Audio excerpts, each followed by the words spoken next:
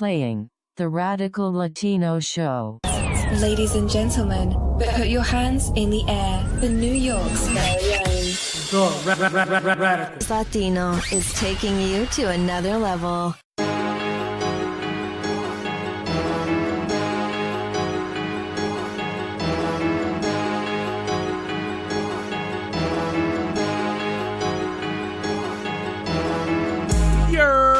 Welcome back to another episode of the Radical Latino Show. It's your host, the Radical Latino. What's poppin', my people?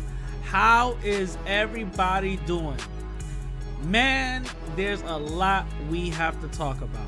Jesus Christ. First of all, I want to give a huge shout out to all my new subscribers, all the new listeners. Shout out to you guys. If you guys caught me for the first time listening to like Keem or whatever, and y'all became fans, remember, go down below, look at all the rest of my archives. But huge shout out to you guys. Also, last episode, crazy. I got a lot of messages. I got a lot of backlash, a lot of hate, but also a lot of praise. You feel what I'm saying? And I got messages like, yo, why you got this dude on? Other people is like, oh, shout out to you guys are having a conversation, all that, so it was basically like mixed, you know what I'm saying? But remember, guys, I'm here for an open conversation. You know what I'm saying? I'm here for an open conversation. I'll bring anybody on. Obviously, if I disagree with their rhetoric or their ideologies, I'm going to challenge them. You feel what I'm saying? I don't mind challenging them. Listen, I got a few debates already recorded. Y'all can check that out. I got a few debates already recorded. You feel what I'm saying? So this is how I am. Like I open the floor for discussion. You feel what I'm saying? And like I said, the last episode, I said that from the beginning.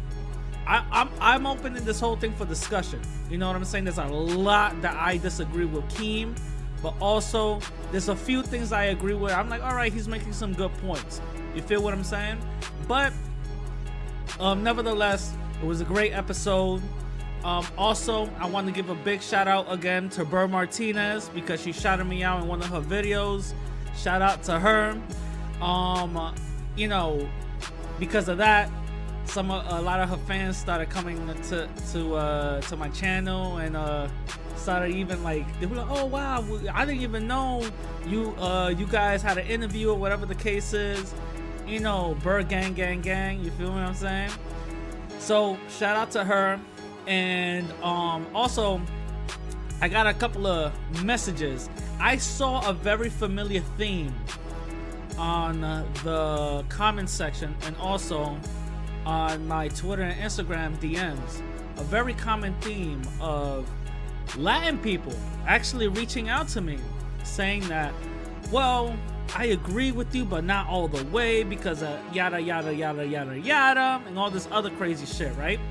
So I was like, hey, listen, I was this whole week, man, interacting with them. Like, I'm recording Friday. You know what I'm saying? I'm gonna put this thing out Monday. So I'm open for discussion. I'm like, yo, just call up to the podcast or whatever the case is. You feel what I'm saying? If you want disagree or whatever the case is, just we could talk this out. A lot of people refused. A lot of people, started caping or whatever the case is. But something I understood that whenever you tell people, listen, we could have this discussion, they run away. And I've noticed that because for what I notice is a lot of people, they just talk just to talk. Oh, I just disagree just because of this, because it doesn't fit my narrative. And a lot of people don't really pull up. A lot of people don't really want that smoke. You feel what I'm saying? Especially with somebody that knows what they're talking about. When they get challenged, they directly, come back with a response.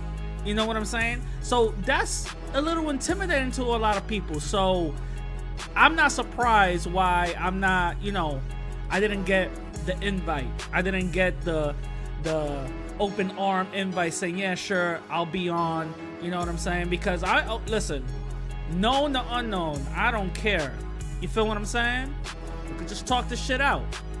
You feel me? So I'm always open for discussion, you know? That's how we grow as a society. That's how we grow as people. You feel what I'm saying?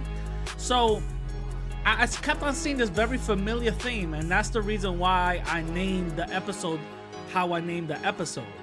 Should Latin people be classified as white? I kept on seeing this, you know, this common theme up and coming up again, and I was like, all right, there's a lot of confusion out here. You know what I'm saying? There's a lot of confusion. So let's discuss this. Let's talk about this shit, because apparently there's a lot of my Latin people, there's a lot of y'all confused, man. It saddens me. There's a lot of y'all confused, and I thought I've been like trying to drill this in already, but it seems like I need to, drill it in some more. You know what I'm saying? But besides all of that, let me start with the first thing I want to talk about.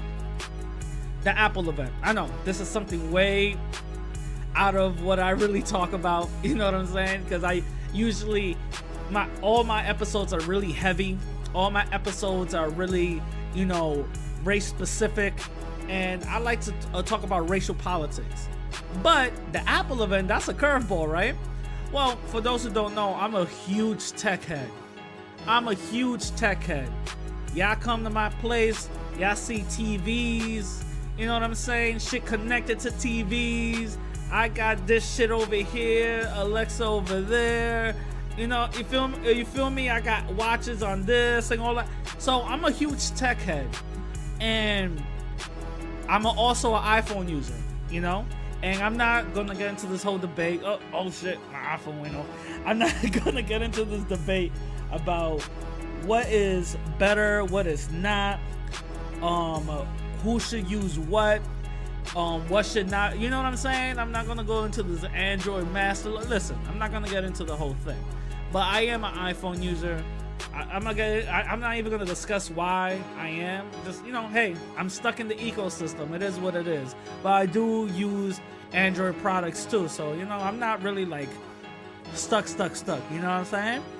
So with that being said, the Apple event happened, right? A couple of things was happening before the event even, was came to be. A couple of things happened. They started releasing like little updates and products here. Hey, AirPods 2, or some would say AirPods 1.2 or AirPod S. You know what I'm saying? They started giving like little updates here. Here, the iPad Mini, some updates. The MacBook Pro, and the iMac and all this other shit, right? Start giving like little updates here and there, like secretly. You know what I'm saying? Before the whole keynote, and usually Apple doesn't do that. So we're like, all right, cool. And there was a lot of rumors where this keynote is gonna be just services, right? And it came to be true. The whole thing was about services. They started with the News Plus. They gave the price for that. Then they went to arcade. It's like Netflix for gaming. They didn't unveil anything about what the prices is, but people probably assume it's like $10 something or whatever the case is. And then they unveiled the Apple Card, the Apple Card, a credit card.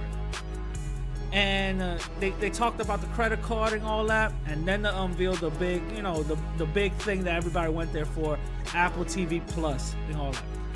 Now, two things really struck me, and I found that to be extremely interesting.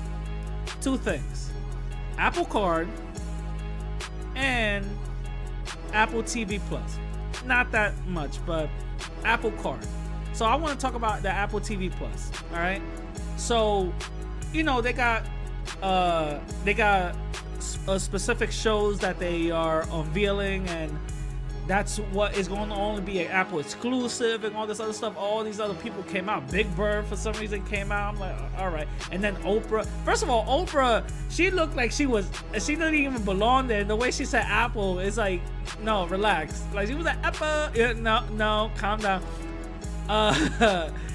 It was really weird, but you know, they said that she was going to do some documentaries and all that other stuff. So Apple TV, I'm like, all right, services. This whole thing is about services. They're trying to go into a bunch of markets about services. Okay. And I was like, this right here shows that Apple is hurting a little bit. Apple is hurting a little bit. And the reason why I say that is because of the Apple card. The Apple credit card. It's going to be backed. It's going to be, first of all, it's going to be MasterCard, backed by this insurance company that completely got into a brain fart. Is this insurance? I forgot the name, but a huge insurance company. And the thing is that when they're seeing all these other people, you know, competing and, you know, with games, that's just not, I don't think that shit's gonna go well. You know what I'm saying? The whole game shit, no. The newsstand thing, really? Newsstand? You're gonna be subscribing $10 a month for newsstand, and most of those newsstands or magazines or newspapers are going to want their own subscription. You know what I'm saying? Only some of them are partnering with you. That's not going to go so well. The two things that I see is TV and the card. The TV, okay, some people are going to subscribe, but then again, Apple is separating these services. You know what I'm saying? I think it'll be much better if they combine the whole thing in one price, like $40 or whatever, or $49.99, where you get all of them, even with Apple Music, and you know, that'd be lit. You feel me? But I see that they're hurting because stories and, you know, insiders have been coming out saying like the smartphone market has steadily not declined, but they've been stalemate. And what stalemate means, they've been on a straight trajectory of middle. They're not going up, they're not going down. At a middle. On top of that, the iPhone saw the worst sales when they unveiled the iPhone X. And when they unveiled the iPhone XS and the iPhone R, horrible sales for 2 years.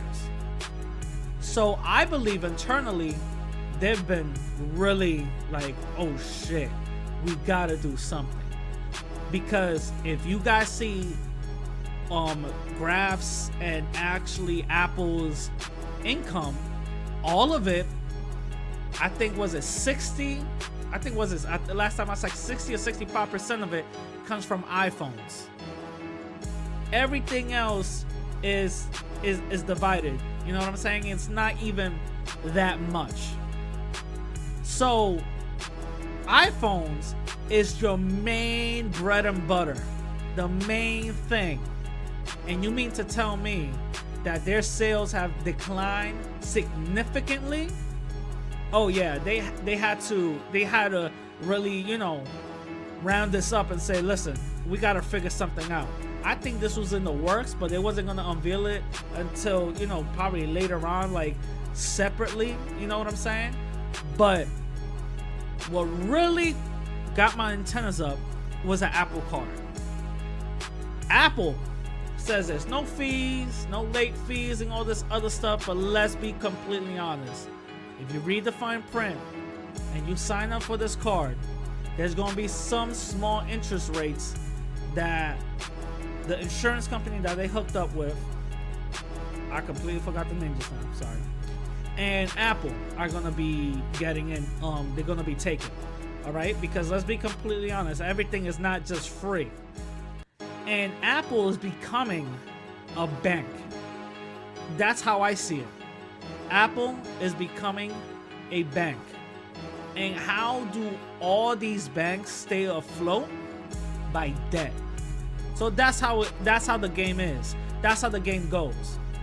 These banks create debt that these people keep on paying and paying and paying and paying and paying and paying, and then their bottom line keeps on increasing. The craziest, smartest move I've ever seen from a tech company. Mind you, Apple is a tech company. A few years ago, they took the computer out of their name, and it was just Apple, not even Apple Computer or anything. It was just Apple. And then now you're bringing services and a credit card? Are you serious? A credit card. This is not just a credit card that you only gonna be using at the Apple Store. This is a credit card you could literally use anywhere. Anywhere. It's not a debit card, it's a credit card. And this is way different from all these other competitors that actually have their own credit card and their own specific ecosystem. Amazon you can only use it with them. Macy's, you can only use it with them. You know what I'm saying? Like, so all these other places have their own credit cards they can only use with them. Apple is making a credit card for you. I saw right then and there that they're hurting. That they said, we're going to become a bank. Slowly but surely, mark my words, watch them start giving out interest rates. You know what I'm saying? Or not even loans. That's much better. Watch them start giving out loans. Your iPhone in the future is going to start telling you randomly you are qualified for a loan. Apply right now with your face. You know what I'm saying? So don't be surprised. Do not be surprised. But that's something I found extremely interesting. Extremely interesting. Now, moving on to the movie Us. Boy, oh boy, did I enjoy that movie. I enjoyed it so much, I saw it twice, right when I left. I was in the theater after that movie was ending. Actually, bullshit. Like in the middle of the movie, I bought my tickets right then and there. Again. And it was amazing. It was amazing. Now, I saw multiple, first of all the think pieces that came out, hilarious. You feel what I'm saying? All the little things that people were talking about. Well, you guys didn't catch this and all this other stuff. My biggest thing was this set in the Get Out universe? All right. And also, before I go there, is this set in the Get Out universe? A lot of people were telling me it was, but then I started hearing interviews, and I started reading articles that they interviewed Jordan Peele, and he said it's not, but they do share some similarities. So I'm like, okay, hold on, all right. And first of all, the movie is tough. First of all, this is not going to be spoiler free. I'm gonna give all type of spoilers, all right? So go fuck yourselves, I don't care. But the movie on itself, hard. The shit is hard. 5 out of 5. You feel me? Gotta go see it. Now, let me give you guys the breakdown. First of all, let's look at his previous movie, Get Out, and this one, Us. I noticed something. Maybe he's trying to tell us something. Get out, US. Get out of the US. You know what I'm saying? Maybe, first of all, let's look at, that's one right there. Okay. All right. That's one symbolism. All right. Another symbolism is on the movie poster, the one glove on the right hand. You feel what I'm saying? In the movie, you see the little girl with a Thriller, Michael Jackson Thriller t-shirt, and that Michael Jackson theme keeps on playing, with one hand and stuff like that. with the one glove and all that. So that's a nod to, like, you know, that whole Michael Jackson thing. You know what I'm saying? And also it's a nod to OJ, the one glove that didn't fit. Because during the movie, when they go to the white couple, they make a little joke to OJ and stuff like that. You know what I'm saying? Second, that's a second, you know, symbolism. The other thing is the tethered, how the government wants to control you and all this other stuff. And the whole point of the movie was that they make clones of everybody and they lived underground. You know what I'm saying? And the whole point was for them to control the people on top. But the experiment went wrong, and actually the opposite happened. The people on top were controlling the ones in the bottom. The reason why is because they explained is that they don't have no souls. You feel what I'm saying? There's no souls or whatever the case is, blah, blah, blah, blah, blah, right? But I also saw that the tethered could also control the people on top. Some of them. Not all of them, but some of them. Right? And I'm gonna get into that in a few when I start breaking everything down. All right. So they're you know, there's two, you know, they got twins or whatever the case is. You know, the government is controlling, you know, people and all this, like trying to control people and all that other stuff. That's another nod to, you know, all these other, you know, conspiracy with fluoride in the water and, you know, GMOs and food and all this other, you know, crazy stuff, organ trafficking. You know what I'm saying? So that's another symbolism right there. All of this happens, for what I understand, is in the US. You know what I'm saying? So that being said, then another symbolism is with the rabbits. This the rabbits were the first clones ever. That's one symbolism, but there's a double meaning to it, because Jordan Peele says the symbolism for rabbits is Easter. Now, what does Easter mean? Easter means it's supposed to represent, you know, Jesus Christ, right? Jesus. You know, he resurrected, or whatever the case is, from a tunnel.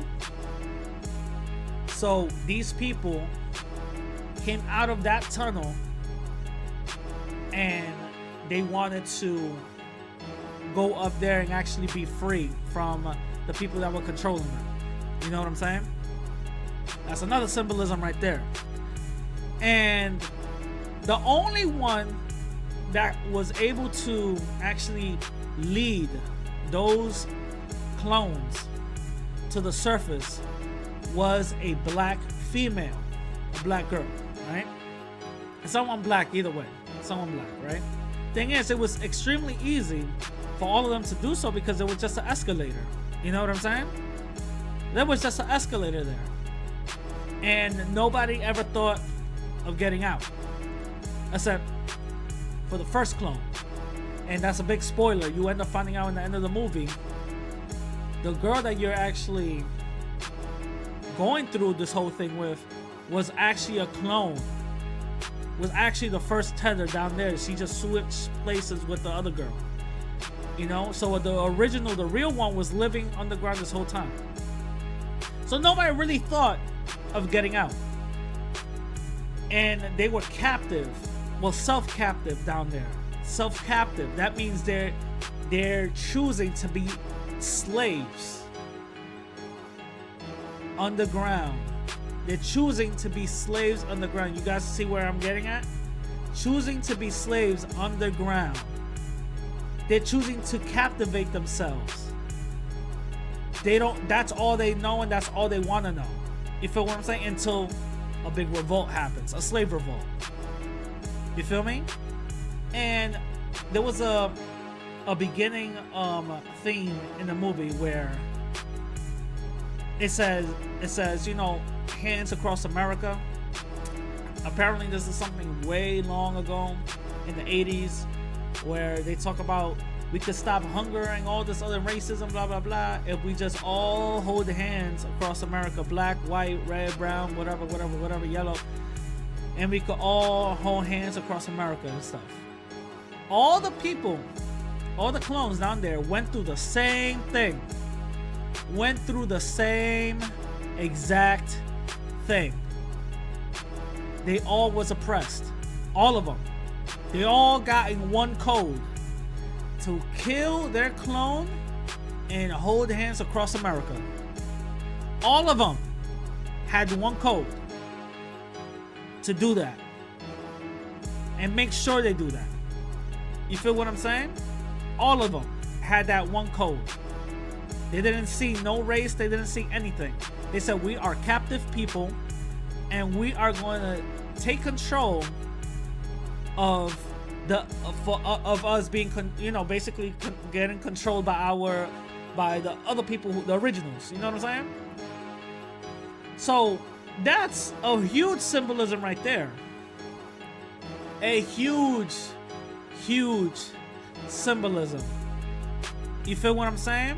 It's a huge symbolism because Jordan Peele basically is saying, hey, listen, black folks, listen, fuck all this other shit. We have to revolt. You feel what I'm saying? This is in the United States. We have to revolt. And there's this one part in the movie where I forgot who said what. I think it was I forgot who said what, but it was like, who are you people? And she was like, we're Americans. You feel what I'm saying?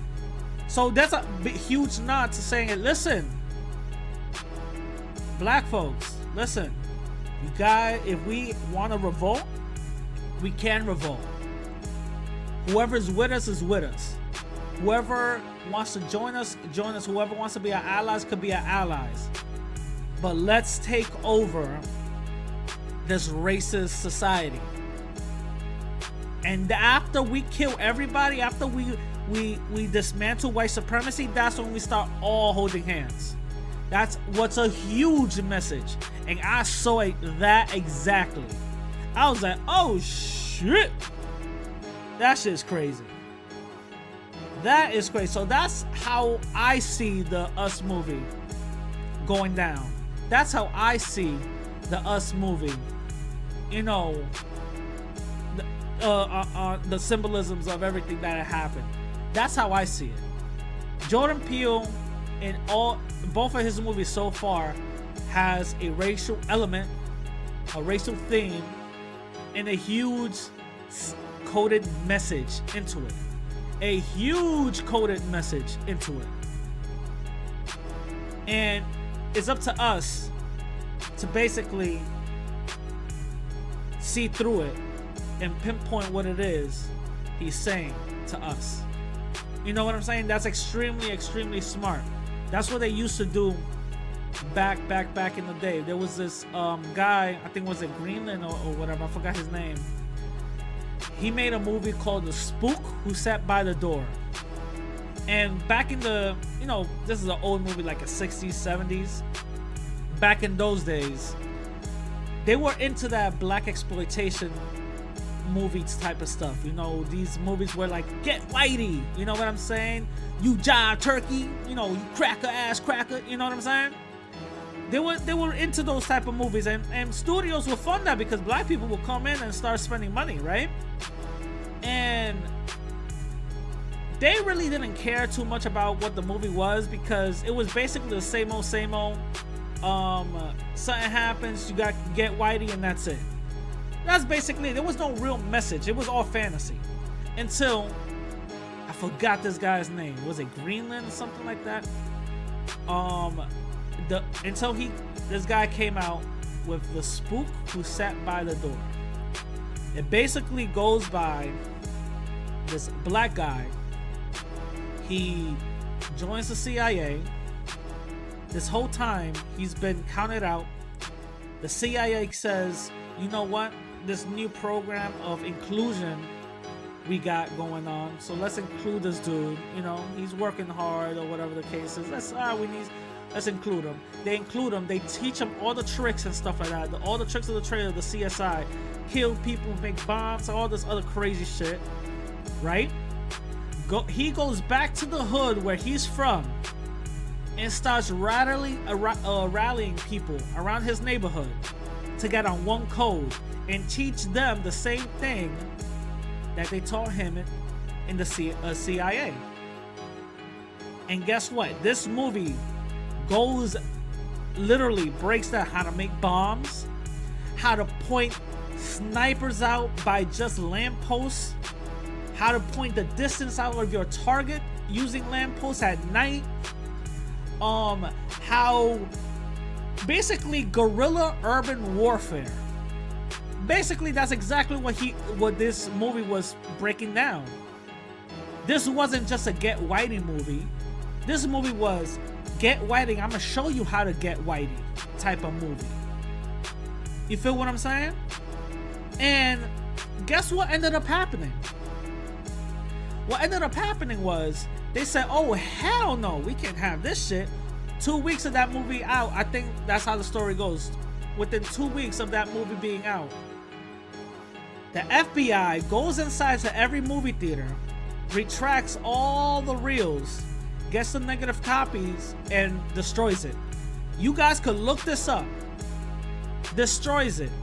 There was only one copy, and the father who played the father on Sister, I believe, he actually tracked down the only last remaining copy, put it under a different name, and left it in the vault for years. Later on, later on in years and years and years, he put it out like it got leaked out or whatever the case is, right? Just put it out for free. Here you go, boom. That's how we end up finding out what this movie is and how this movie became and all this other crazy shit. You know what I'm saying? But don't be surprised. White supremacists are always, looking into what we do, how we talk, where we go, because they study us more than we study them. Believe it or not. They study us more than we study them. And when we go and we get on code and we start finding shit out and we start doing stuff and start empowering ourselves, whoa, that's a huge red flag for them. We gotta stop this. We gotta burn these things. We gotta stop. We gotta kill them. We gotta stop this shit. You feel what I'm saying? So when movies like this, like Get Out and Us, it's under horror, but let's be honest, there's nothing scary about it. The only people really being scared are like white folks, but there's nothing scary about it. It's under horror, but there's always a clear message. A clear message. There's always a clear message. And whenever I hear Jordan Peele get into like interviews with other people, I always hear him on code. You know what I'm saying? Oh no, it's this and this. Well, it's that and that. You know what I'm saying? He's always talking in code. It's up to us to figure shit out. You feel what I'm saying? It's up to us to figure shit out. Now, the next thing I want to talk about, which blew up this week, Cardi B. Jesus Christ. Oh my God. For those who don't know, an old Instagram live video came out of Cardi B basically saying how she used to drug dudes.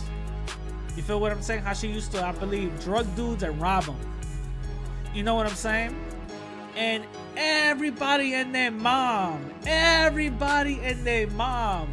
came out going like surviving Cardi B. That was the hashtag. Surviving Cardi B. And I'm like, shit. They're really going after Cardi B like that. You know what I'm saying? So when I actually heard when I actually heard the old live video, actually, let me see if I could try to play it for you guys.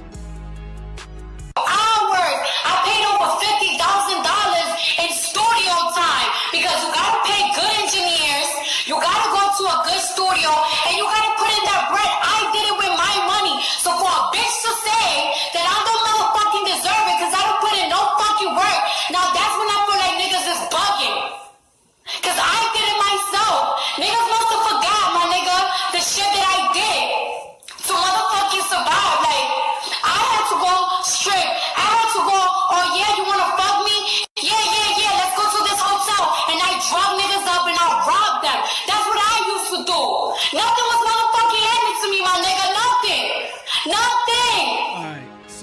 you guys heard it. She used to, drug dudes up to rob them because she needed money and all that. Nothing was handed to her.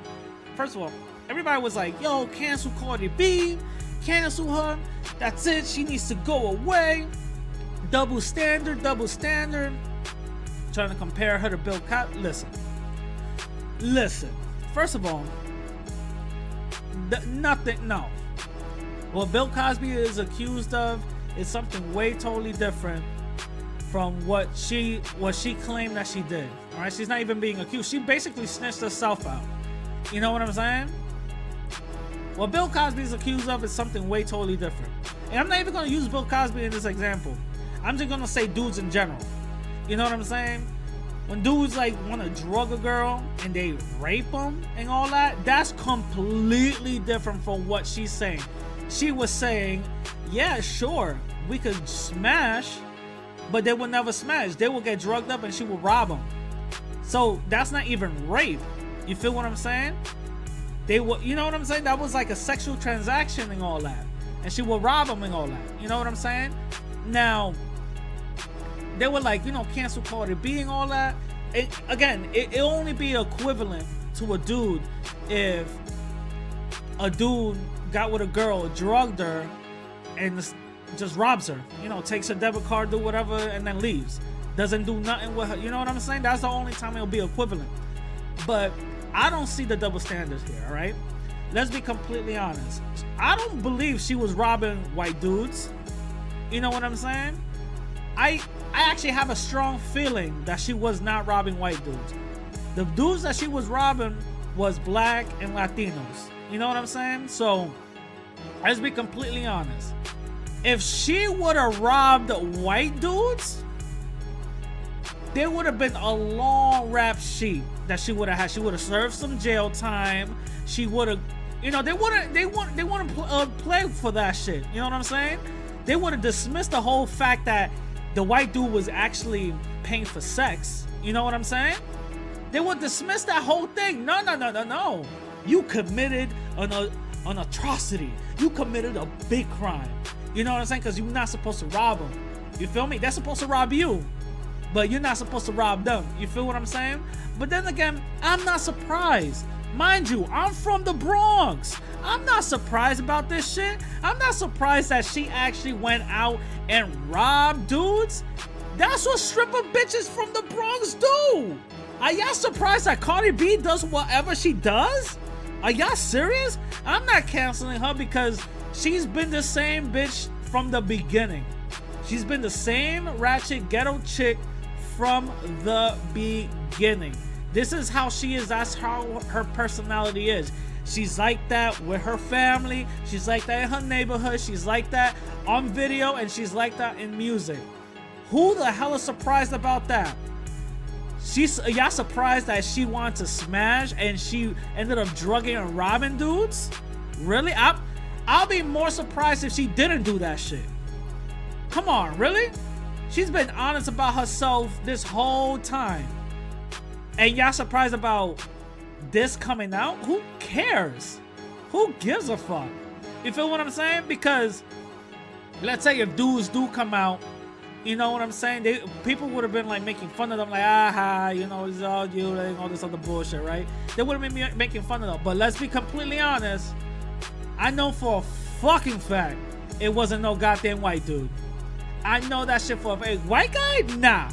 Them white guys would have wilded out. They would have canceled all them credit cards, say it was fraud. I got beat up. It was Cardi B and 30 black guys. And come on, man.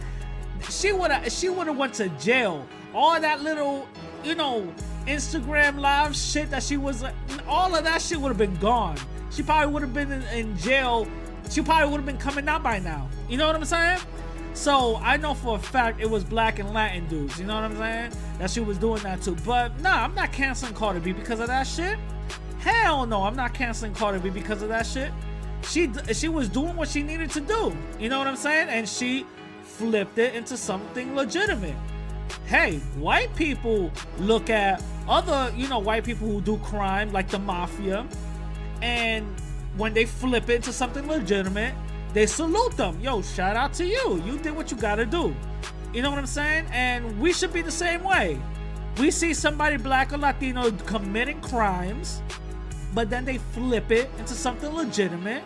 Shout out to you. Shout out to you. You're doing what you gotta do. Shout out to you. I'm not canceling her because of that. Hell no, I'm not canceling her because of that. It's crazy, but I'm not canceling her because of that. So those are my thoughts about the whole Cardi B thing. And now about Jussie Smollett. Jesus Christ. Oh man, where do I begin? Jussie Smollett. So for those who don't know, I don't know why y'all wouldn't know, but just in case y'all don't. For those who don't know, Jussie Smollett was actually he's a cast member in Empire and all that. And he was in the headlines because he got beat up by two white MAGA supporters. You know, they said a bunch of racist shit, put a noose around his neck and poured bleach and shit, right? Shit sounded kind of crazy. You know what I'm saying? I even said it myself. I was like, yeah, it kind of sounds crazy. But then more and more started coming out, and then we ended up finding out that, hey, you know, it sounded crazy because all the shit was made up. All the shit was a lie. And we're like, oh shit, this shit was a lie. Oh, shit. So, because of that, we were like, yo, what's going on? You know what I'm saying? What's going on? It's a lie and shit. And then out of nowhere, they dropped 16 counts on Jussie Smollett for filing a false police report and all this other stuff. Basically beating himself up. You know what I'm saying? 16 counts of that shit. And we were like, oh shit, 16, what's gonna happen now? And I talked about it in my other episode, and I even said it. I'm like, hey, listen, if we're gonna be getting him in jail because of that, yo, let's get all these other white people that's been recorded for the whole past year who called the police on black people for just chilling out, just chilling. And don't let me forget, some Latin people too. You know what I'm saying? They called the police on some Latin people just because they spoke Spanish, so they were just chilling. You feel what I'm saying? We're not free in this, you know. Remember, white supremacy, you know, goes to everybody. But anyway, so that's what I said. Like, what the fuck was that? And then out of nowhere now, all charges are dropped. All charges are dropped, and all this other stuff. And I saw people go crazy. Oh, charges dropped. Oh my God, this is outrageous. You know, the police commissioner came in, started doing interviews. This is unspeakable. You know, and all this other bullshit. And this is tremendous. You know what I mean? And I'm like, yo, nah, it is what it is. You know, they dropped it and dropped it. But then, because the police didn't even know what was going to happen. Remember, this is the district attorney that did all this, right? So they didn't like what the district attorney did, right? But when we don't like when white people or race soldiers walk away free from murdering us, they tell us, listen, it's the law. You have to respect the law. I was all day, I was like, listen, this is the law. You have to respect the law.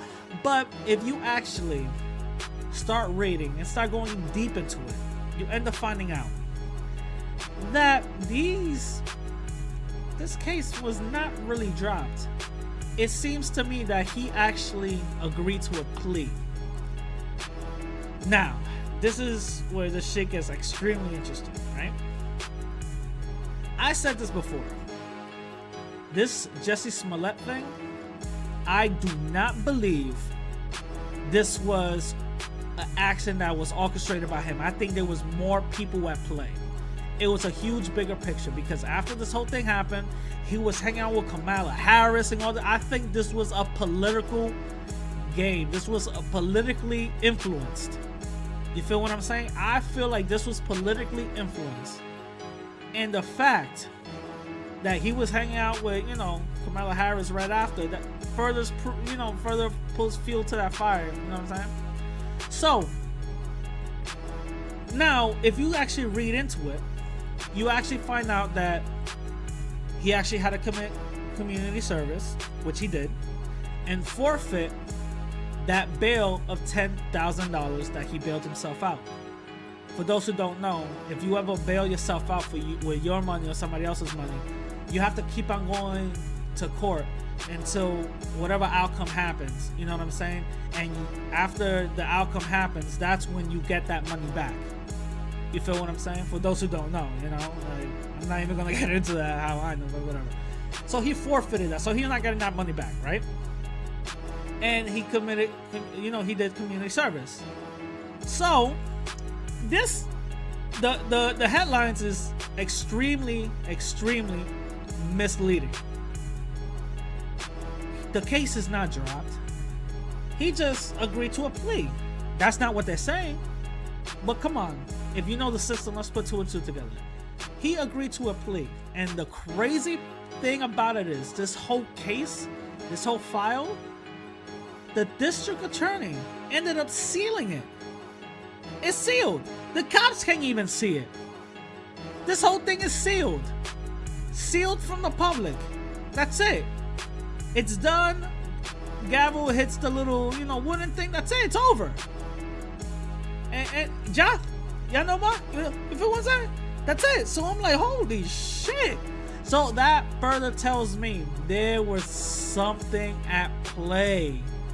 I am telling you, there is something else at play. That's why I was like, whoa, what the fuck is going on? You know what I'm saying?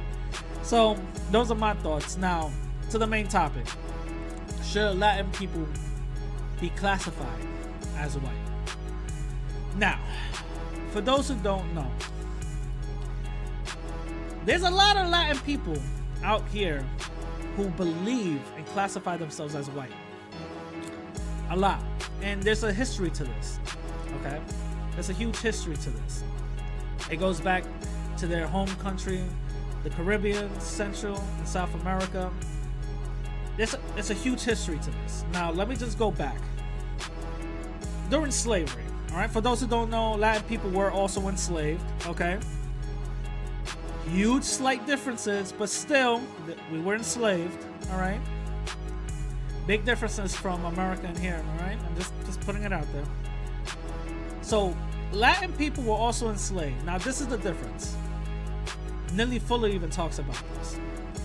When Latin people were enslaved, the Spaniards that enslaved us, the Portuguese and the Spaniards that enslaved us, did something different with us, all right?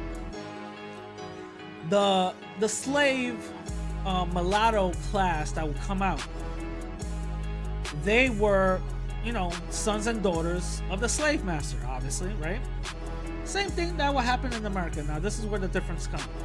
In America, the French, the British, you know, and all these other people, right? Those slave masters did not claim their own. They said, hell no. You guys are still black. You're mulatto. You're still a slave. You feel what I'm saying? You are still a slave. So there was no difference. There was no confusion there. In America, there was no confusion there.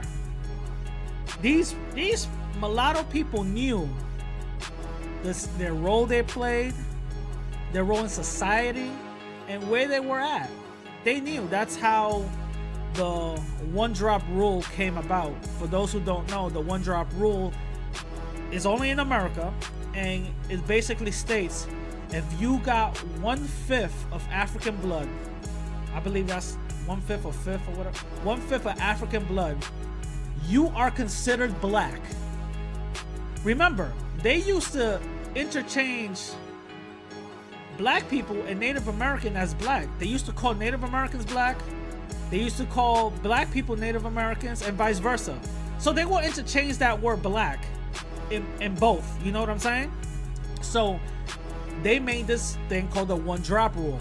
For those who want to, you know, Google it. For those who don't think I'm saying the truth. You know what I'm saying? So they made this whole thing. This is in America. In Central and South America, the Spaniards did something way totally different. They actually accepted the mulatto class. they actually accepted them. And they said, no, you're my sons and daughters. And they actually gave them more opportunity, more job. Not everything, but they became the overseers in the slave plantation. They became the people in the house who were like, make rules, and the man who will do what and what will do who, you know what I'm saying? So that was the huge difference. And ever since that, Latin people from that point on have been trying to get close to white as possible. Trying to mejorar la raza. For those who don't know what that means, is bettering the race. Meaning, during sex, you want to be or get married with a lighter skin or white person. So you could better the race. That confusion came from slavery. That confusion came from our slave masters. Ripped away our culture, ripped away our language, ripped away our identity to the point that we got some black ass Dominicans, Puerto Ricans, Cubans, Ecuadorians, Mexicans talking about, I know black, I'm white, papi. It's not the same. I know black, negro nunca. I know nunca. I know. You know what I'm saying? They try to salsa that shit away and all that. They're trying to dance that little blackness out of them. No, papi. I know black. No, black. You feel what I'm saying? So, because of that confusion that we was fed, that confusion that we were given, we start thinking and believing that we have to be close to white as possible. All right. Same thing that happened in United States happened in South America, with slight big differences, but it was done a little bit more to us. That whole approval of whiteness, that whole I want to be close to white as possible. Being white is something that is actually sought after. Being white is something that is a main goal. That's why you have people out here talking about, I want to live amongst white people. Like that's anything better. You feel what I'm saying? And you got other people out here talking about, I want to have white people problems. You feel what I'm saying? Like that, that's anything better. You know what I'm saying? So, with that being said, that's the history of it. Then we go into the Mexican and American War. All that stuff happened, right? All that stuff happened. Mexico sold part of Mexico to the United States. Now this is where more further confusion happens. In the United States, at that time in 1840, I believe 1849, at that time, the census happened, right? They were counting people in the United States. They were counting people of, okay, how many people are here and all that. They were making a documentation of all the people.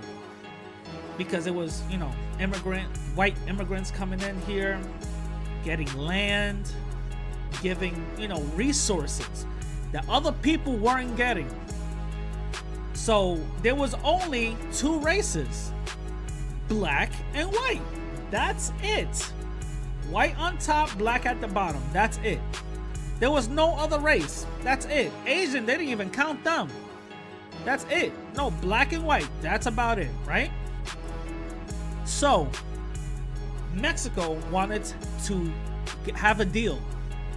Listen, we're gonna sell you this land, but there's Mexican people over there that you're just about to draw a line, and they're not gonna be Mexican anymore. They're gonna be American.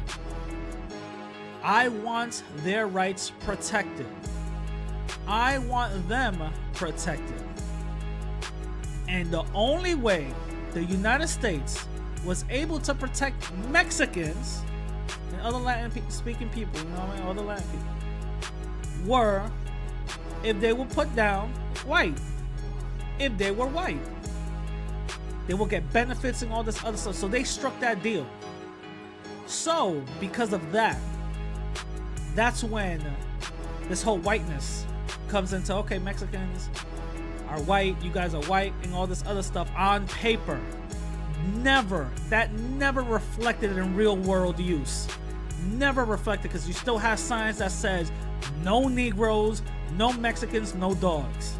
All right, there was still Mexican people being lynched before this whole war even started, during the war, and after the war, and long after everything else happened. There was still Mexicans and Latin people being lynched. Even the light white looking Latin people were passed as Spaniards, saying, listen, I'm white. You know what I'm saying? So more confusion started happening because they wanted to protect themselves. They didn't want to get lynched. They didn't want that brunt of white supremacy. You feel what I'm saying? So that's when more confusion started happening. So that's when Latin people will start immigrating here, and they will start putting themselves as white, even though you had literal union jobs and the local people rounding up Latin people by the masses, putting them on back of pickup trucks, driving them to the border and just kicking them out, dropping them off, killing them right then and there. There's the still story. If you guys didn't know that's exactly what happened. It didn't matter if you were Mexican or not. You were Latino. You were Latina. You were an enemy. You're not white. But on paper, you were white. On paper, you get all the resources on paper, never reflected on real world use. So now the question is, since Latin is not a race, since Latin is just an ethnicity, and then it gets broken down into further location on the world map of ethnicity, what should Latin people be classified under? There's a lot of debate saying that Latin people should be their own race. It's a lot of debate. There's a lot of people actually, for the 2020 census, they're fighting for that. They're fighting to classify Latin people as their own race. So what should Latin people go under? Phenotypically speaking and genetically speaking, Latin people are native and black. That's it. Native and black. I've said this plenty of times. You can have the whitest Latin person. They take a genealogy test. They end up coming out no less than 35 or 25% native and black. No less than that. You could have European, you could have Spaniards up the ass, 60, 70 something percent. You will still have that native and black gene coursing through you. I've seen, especially because I live in New York, there's a lot of light white Latin people, big ass African noses, huge lips. The females, big titties, huge asses. They have African features, right? They don't have white features. And they still walk around saying that they're white. You know what I'm saying? Still walk around saying that they're white. But like I said, you take a genealogy test, you take those tests, you're gonna end up coming out no less than 35 to 25% native and black. Sub-Saharan African and all that. You know what I'm saying? Now, based on that one drop rule in the United States that United States made, 1/5 of African blood makes you black. And they used to interchange native and black people. They used to interchange that word around. Guess what, my dude? Guess what? You're black. You're the whitest black person you know. You feel what I'm saying? Because guess what? White people know who's white. If they get confused, all they gotta do is look at your last name. White people know who's white. It's not that hard to tell who's white. It's not that hard to tell who's white. Their voice inflections, their mannerisms, their ideologies, you know, certain facial characteristics, but they know who's white. You know what I'm saying? Let's keep it a buck right now. You know what I'm saying? Let's keep it a G. So that goes into more confusion where I'm gonna go to, because you actually got jobs out here in hospitals and all this other stuff. It even happened to me, where Latin people don't put down a race because we're not classified as a race, and the employer will put down white.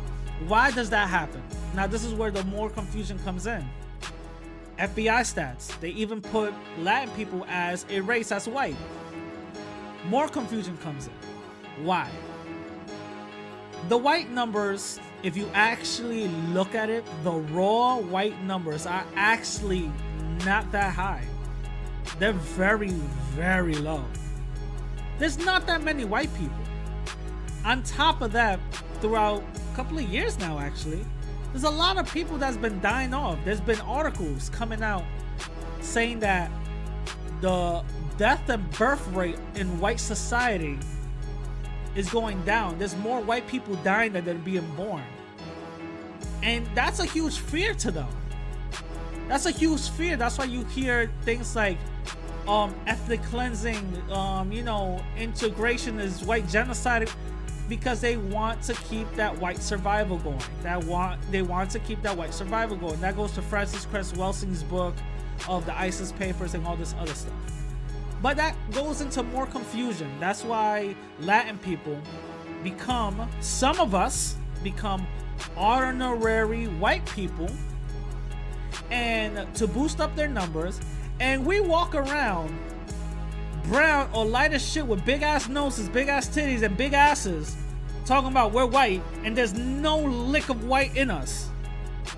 We be seasoning the fuck of our chicken. We don't eat that shit dry. We eat beans and rice out the ass.